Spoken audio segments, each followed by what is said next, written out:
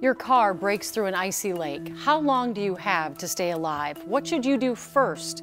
The number of people who died falling through the ice on Minnesota lakes so far this year is on track to be double what it was all of last year. So, using GoPros, a drone, and a diver, we teamed up with the DNR to show you exactly what happens if you break through, what you can do to survive, and something to keep in mind with electric vehicles. Sometimes even the best laid plans need a little adjusting on the fly. Like that time we set out to sink a sedan in Spoon Lake with the DNR and Ramsey County Sheriff's Department. Why do we bring this up? Because even if you think you're prepared, ice is unpredictable.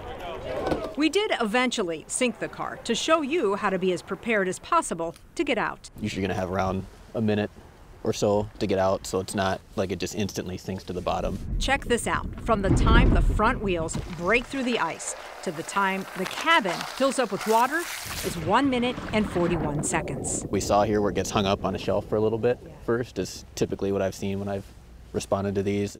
It takes just under 4 minutes for the entire car to slide under the ice. Keep in mind, this is a small car with no battery or fluids or people or fishing gear.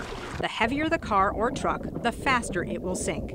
And electric vehicles are even heavier than their gas-powered counterparts, up to 30% heavier because of their battery packs. The doors a lot of times won't open. Like for this, if you can see out there, the driver's side door is tied up against the ice. So my guess is if someone were in that car right now trying to open it, it'd be impossible to open that door. And then Arnaud Pachavi knows from experience. He's had to do this in training. Even if there is no ice right next to the door blocking it, a lot of times the water pressure just rushing in will be too much to push the door open even without an obstruction. So his advice, always have the windows down before you drive on the ice. It is your best chance for escaping. If you are in a vehicle and it's completely submerged, don't just think it's over and give up. You've got as much time as you've got breath to get up. Just the big thing there is remembering which way is up as you're going down, because if you're in a situation where your car flips over, you just want to remember when you come out the window towards the roof, it's going to be down at that point. But let's rewind. Besides rolling down the windows, there are other things you can do before you get out there. The first seems like a no-brainer, but check the ice thickness, even if you already see somebody else out on the lake.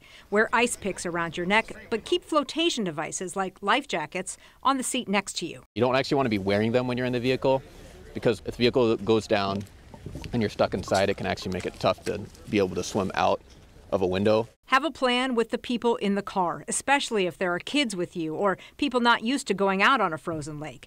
And keep your cell phone in your pocket. Getting that 911 call out right away is super important because you're going to be wet, cold, a lot of times a little panicked from what just happened. Decide whether or not you're going to wear a seatbelt. While they can protect you from other drivers on the lake, it's just one more thing holding you down when you're trying to get out. And if you are belted in, keep a seatbelt cutter on your visor. It can also be used to break windows if necessary. Okay, so now you're out and you're safe, but it's not over yet. You legally have 48 hours to notify the Sheriff's Department what happened, and for good reason. Because if we don't know that, we have to assume that someone now is down in that vehicle, and that's going to generate a huge law enforcement and public safety response. You also have 30 days to get the car out of the drink on your own dime. That's to make sure the fluids don't leak out into our lakes. It's an environmental concern. And if you don't, you could face fines up to 5 times what it cost the Sheriff's Department to do it.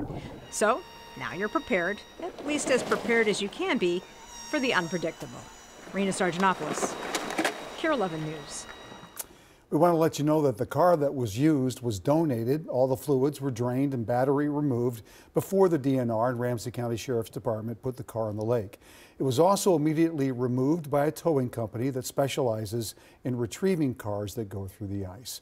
We have all the safety tips, video, and DNR ice thickness chart for you with this story on our website at KARE11.com.